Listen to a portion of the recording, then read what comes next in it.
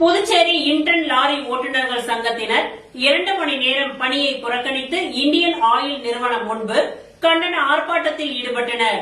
இதனால் சிலிண்டர் ஏற்றி செல்லும் பணி பாதிக்கப்பட்டது.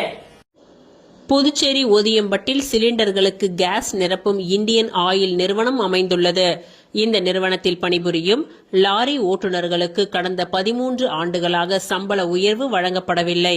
இந்நிலையில் நியாயமான சம்பள உயர்வை வழங்க வேண்டும், EPF, ESI போன்ற அடிப்படை உரிமைகளை வழங்க வேண்டும், பண்டிகை கால போனஸ் வழங்க வேண்டும், விபத்து காப்பீடு அல்லது இன்சூரன்ஸ் திட்டத்தை அமுல்படுத்த வேண்டும், ஆண்டிற்கு 2 செட் சீருடை வழங்க வேண்டும் என்பன போன்ற 10 அம்ச கோரிக்கைகளை வலியுறுத்தி இந்தியன் ஆயில் ஓட்டுநர்கள் சங்கத்தினர் இன்று ஓதியம்பட்டு கிராமத்தில் அமைந்துள்ள இந்தியன் ஆயில் நிறுவனத்தின் முன்பு 2 மணி நேரம் பணியை புறக்கணித்து போராட்டத்தில் ஈடுபட்டனர்.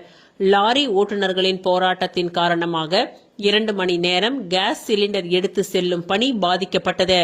இது குறித்து ஊழியர்கள் கூறும்பொழுது, சம்பள உயர்வு கேட்டு தொடர்ந்து 13 ஆண்டு காலமாக போராட்டம் நடத்தி வருகின்றோம். ஆனால் இந்தியன் ஆயில் நிறுவனம் இது சம்பந்தமாக எந்த நடவடிக்கையும் எடுக்கவில்லை. தொடர்ந்து இதே நிலை நீடித்தால் வேலை நிறுத்த போராட்டத்தில் ஈடுபட போவதாகவும் எச்சரிக்கை விடுத்தனர்.